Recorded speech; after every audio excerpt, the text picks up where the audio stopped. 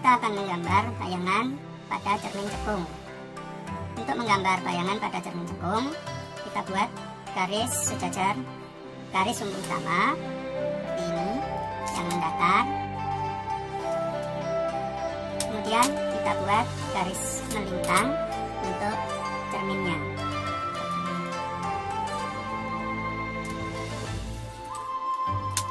Bagian belakang cermin kita beri arsiran. Ini menunjukkan bagian belakang, yaitu bagian yang tidak melihat. Kemudian kita tentukan jarak fokus dan radiusnya atau jari-jari kelengkungan. Misalnya di sini 3 cm untuk jarak fokus, maka jari-jari kelengkungannya 2 kalinya, yaitu 6 cm. Saya ulangi, jari-jari kelengkungannya 6 cm, maka fokusnya 3 cm. Kita beri tanda di sini, jari-jari diberi tanda R atau radius dan fokus. Di sini adalah titik pusat optik atau huruf U, yaitu perpotongan antara garis cermin dan garis sumbu utama. Untuk menggambar diperlukan minimal 2 sinar istimewa, yaitu sinar istimewa dari cermin. Yang pertama, bila ada garis sejajar sumbu utama ini sejajar menuju cermin, maka oleh cermin akan dipantulkan melalui titik fokus. Melalui garis ini melalui titik fokus.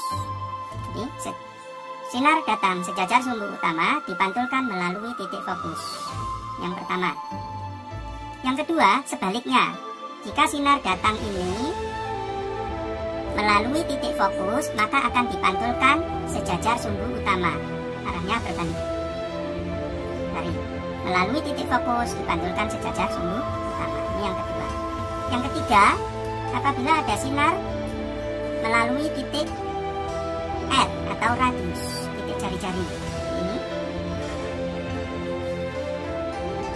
sinar datang melalui titik R menuju cermin akan dipantulkan kembali melalui titik R tadi. Sinar datang melalui titik R akan dipantulkan kembali melalui titik R tersebut. Jadi inilah 3 sinar istimewa yang digunakan untuk menggambar bayangan pada cermin cekung.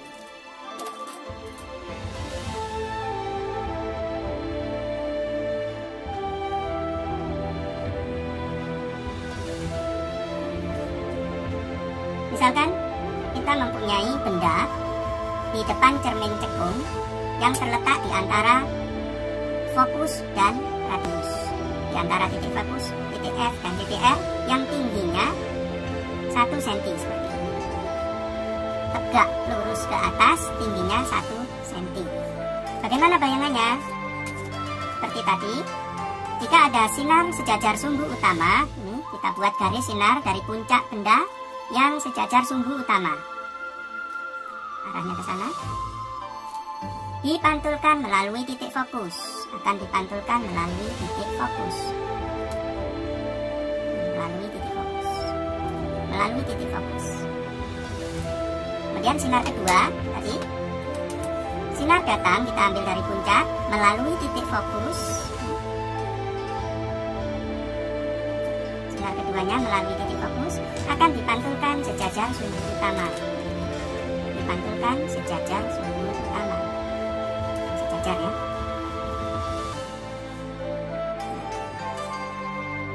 Ini sinar keduanya. Maka ada titik potong di sini. Titik potong dari 2 sinar pantul. Inilah puncak bayangan. Kalau tadi dari puncak benda, ini adalah puncak bayangan. Kita tarik garis. Arahnya ke bawah. Ini arahnya ke atas, ini arahnya ke bawah. Lalu kita ukur sekarang untuk menentukan sifat benda. Kalau tadi bayangannya 1 cm, ini tingginya 1 meter, bayangannya lebih tinggi lagi. Nah, di sini adalah 3,5 cm. Di sini ada 3,5 cm. Ini tadi 1 cm. Artinya bayangan ini diperbesar 3,5 kali. Kemudian sifat yang kedua, kalau bendanya tegak ke atas, kemudian bayangannya terbalik, maka sifat yang kedua adalah bayangannya terbalik.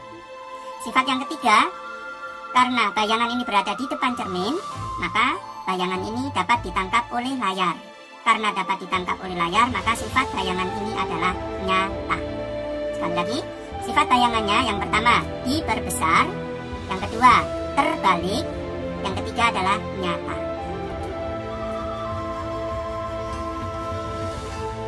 Bagaimana kalau benda berada lebih besar dari R, atau jauh dari besarnya R? Misalnya di sini, ini R-nya, di sini bendanya, kita buat tinggi 3 cm, 1, 2, 3 cm. Yang pertama seperti tadi, kita tarik garis sejajar sumbu utama, dipantulkan melalui fokus. Pantulkan melalui fokus.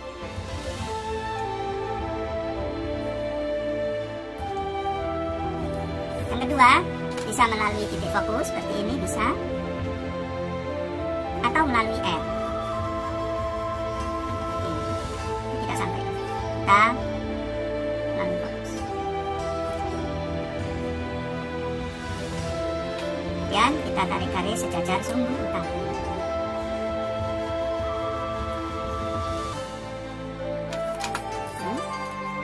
Bayangannya kita tarik garis. Sama seperti yang tadi kita ukur, kalau di sini tadi 3 cm, maka di sini menyusut menjadi 2 cm. Artinya sifat bayangan ini diperkecil. Bendanya tegak, bayangannya terbalik, sifat keduanya adalah terbalik. Masih di depan layar, berarti sifat yang ketiga adalah nyata. Jadi sifatnya terbalik, diperkecil, dan nyata. Nah, bagaimana kalau benda tepat di R, bendanya tepat di F, dan bendanya di antara F dan R? Ini tugas.